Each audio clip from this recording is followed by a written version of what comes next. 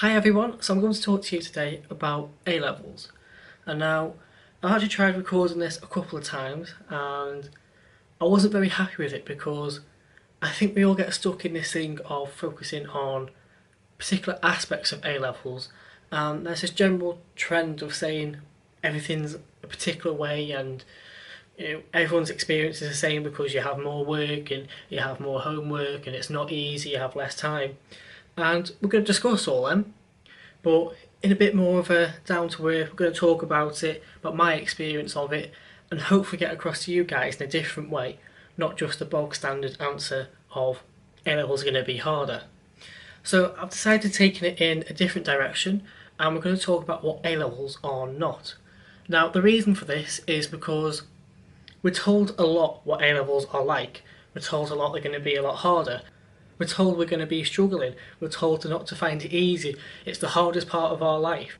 And yet we have these perceptions and premeditated thoughts, mainly by other people telling us what it's like. And we don't really address these until we get there. And what we think at GCSE level, well I know from my experience anyway, is wrong. And for this reason I've decided to focus on the things that I thought at GCSE level, and in actual fact why they're not right.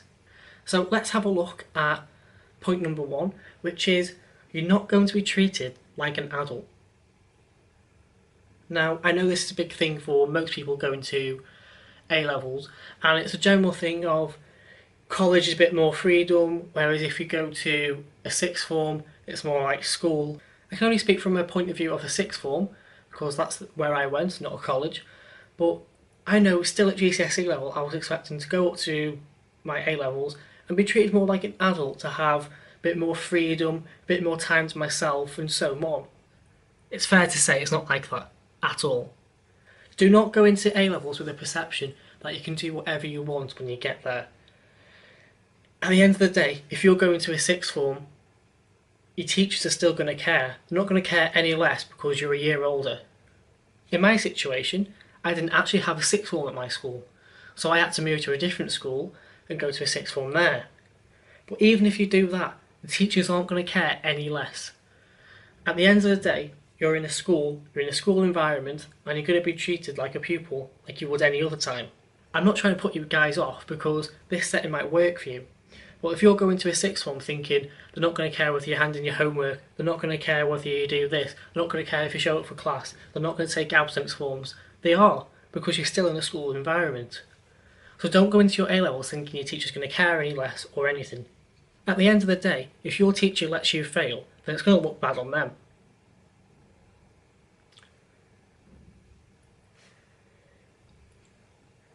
What I meant is that your teachers want you to succeed. Doesn't matter if they're paid on performance or if they get nice bonuses, if everyone gets A stars, or they don't care about that at all. They want you to do well. Seriously, they do. So, number two now, and this is you're not going to be treated like an adult. Now, I know what you're thinking. I just contradict myself. Doesn't really make much sense, but I had to pull it in to fit in with the video title and the whole thing about not doing it a normal way. So just bear with me 2 seconds. What I mean by this is that you are going to be treated like an adult, but not in the ways that you think. And I put them in two separate points because they're actually quite distinct. So you might be treated like an adult in the way where you get to wear your own clothes to school. You might not think that's an adult thing, but that's a bit of separation where you've moved on from GCSE level and now you're at A level. Homeworks. Now I've still said that teachers care about you handing in your homework, otherwise they wouldn't give it you. But if you don't hand it in, they're not going to chase you. They're not going to say you're going to have detention. Well, in my experience, they didn't anyway. But in sixth form, they tend to not hand out detentions. They don't have any marks. They don't have any sort of system to. They generally don't have any system to measure how much homework you haven't handed in. Don't get me wrong. They'll still measure it. They don't tend to have any sort of disciplinary system. So a strike, I used to have these white mark things, white slips or whatever they are. If you didn't hand in your homework at high school level, you have a white slip or a behaviour mark, something stupid like that, because that's going to make us stop it. But they don't tend to have any of that. Now, your teacher will generally keep track of homework you've handed in, just as their own reference that if you do fail, it's not their fault, it's your fault. Because once again, the teachers don't want to get the sack for you. And you might also notice that your teacher is becoming a bit more talkative. From my experience going into a new school anyway, the teacher seemed a lot more relaxed in the lessons. They were a bit more independent study focused on you. And the teachers took a bit of a backseat sometimes, which actually allows you to get a good relationship with your teacher and speak to them a bit more and get to know them on a personal level. And that, I think, is really important at A-level because you spend a lot of time with your teachers. I had 2 teachers for each subject, and that meant that I saw at least one of my teachers 3 times a week.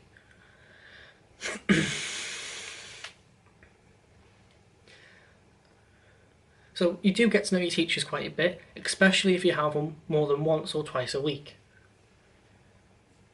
The next sort of little point in this section is you're treated more like an adult because you're expected to sort out your own notes. And now, this is actually something I find difficult because I'm not a very organised person. Believe it or not, I could show you my room now and it's an absolute state. But that's just the way I work. And this is something that you just have to get used to how you like to do it. But I found it pretty difficult because I wanted to take in my notes with me because I found that teachers often reference to previous lessons, and particularly in physics when they were talking about a last equation or a previous lesson with similar knowledge. And I would take my notes out of my notebook and put them into a file at home, and then when the teachers kept referring back, I was finding it quite difficult to keep on top of things like that. You're going to have to find a way that suits you. Maybe you could make notes, leave them in your notepad for a week or whatever, and take them out and file them at home. Maybe you like to take your files with you, it's up to you. I tended to have a file for each subject, and then I'd have the front half for one teacher and the back half for another teacher. It seemed to work well because my teachers took separate units, but if your teachers do the units between them, you might have to change that up a little bit. So it's up to you to sort out your filing system and how you record your notes. Teachers aren't going to be fussing, checking your notes, checking everything all the time. Third point, shock. Bet you haven't heard this one before. You're not going to have more time. So at AS level, the sort of layout I had was, with my 4 subjects, I had an hour free every day. In every day, but had an hour free. And this meant that I often just got up and went to the shops. Why would you bother doing more work in a day when you didn't have to? And now that didn't work out very well for me, I must admit. I had more work to do at home. And so this is where I'm saying now, you might get an hour free in a day, but you don't really. They're just making that illusion for you. At A level, I dropped maths and carried on with 3 sciences. And so I had an extra hour a day. I had 2 hours a day I didn't know what to do with myself. And now looking back, I really wish that I spent those hours doing a bit more work, because it's not easy to balance the work and social life at A level. So if you had a similar setup to me, then you might want to spend an hour a day doing additional work, and then maybe an hour at home, because it just gives you that bit more time in the evening to do what you like. So yes, you might only concentrate on 3 or 4 subjects, but you've got a hell of a lot of work to do for each of them. So when you have that time to do additional work in the school day, make sure you do it. Don't be like me and go to Wetherspoons every day or go and get a Subway every day, spending more money which I didn't have when I could have been sat doing work. So use those hours that you have wisely. Number 4, again, many of you will probably have heard this, but because I put it in a different way, it's original, right? Do not expect to have an easy A level. Now, I've put this in here because I think it's really important, just to put it out there and let you guys know that there isn't actually an easy A level. You might think you're getting out by doing a certain subject which you find easy. So obviously I found science, maths easy, that's what I concentrated on. And I half expected the sort of math side of things to be a bit easier, and then the science for me to work on. Was I wrong? There is no easy A-levels. If you're good at English literature, take it by all means, don't expect it to be easy. If you're good at French at GCSE level, don't expect it to be easy at A level. If you think you can take a sort of cop out or something like that, for some reason the most common one people say to me they've taken a certain subject for easiness is drama. Now I'm not too sure. I've never taken drama GCSE or A level, but imagine I've heard about the essays they have to write and the sort of performances they put on, the practice that goes into it. So there's no easy art as well. Actually, I've heard about a lot about art. People taking art because it's easy. It's not. The amount of work you have to put in is equal across no matter what. It's just whatever you're good at. So don't go taking a subject in the illusion this is the easy one for me, because it's not. And number 5, you might try and relate it back to number 4 because it's quite similar. Overall, don't expect it to be easy. Now, this just ties in nicely everything I've said pretty much. Don't expect it to be easy as in the sense you're going to be able to miss every lesson, do no homework, do a little revision, concentrate on fewer subjects, so it's going to be easy. All these are common things that people think, and they're actually dead wrong. A-levels are said to be the hardest time of your life, and they are. It is the first stage of your life where you're becoming more independent, so don't go into your A-levels thinking, this is easy for me. Whether you've got really good marks at GCSE level, A stars, A's, whether you've got mid-range B's and C's, do not think you're all on a par. When you get to A level, GCSEs don't really matter, because everyone's going to find it difficult. If you breeze through your GCSEs, then good on you, but you're not going to do it at A level. And I found that out the harsh way. I sort of had in my head in the first year that I was going to be alright, and I found GCSE level relatively easy, and so I sort of went in with a perspective on A levels as if, right, it's the next step up, but how hard can it be? And it shocked me. It really did. I was going to go into do my A levels. I thought, be nice and easy. I'm going to apply to medicine. I want to be a doctor. And look at me now. I'm now on a business course, starting my own business, and completely changed my life just because of that 2 years of my A levels.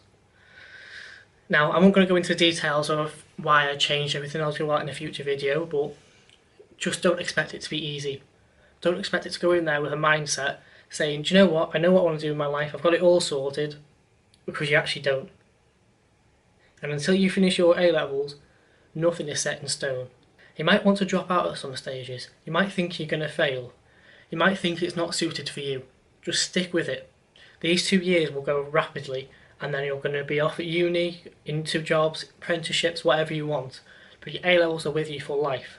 If anything was easy in life, it wouldn't be worth doing. So your A levels are going to be a culture shock. They're going to be challenging. They're going to test you to your limits. But you just got to make sure that you can stick it out. That's my point of view on A levels anyway, guys. Not to make you afraid of them. You might want to be though. When you go into your A levels, just make sure you choose what you like studying, what's going to help you for the future, and have a sort of perspective on things that this is only 2 years.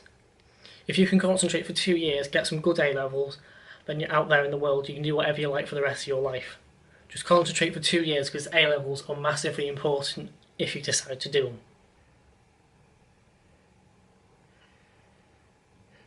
Make sure you like, comment and subscribe, and go and check out our Twitter, because 2 weeks today I believe we are launching the website. I don't know why I stalled there, but 2 weeks today. So we can only hope that this time we're actually going to be on track. You never know. Let's just hope. Yeah, that's it.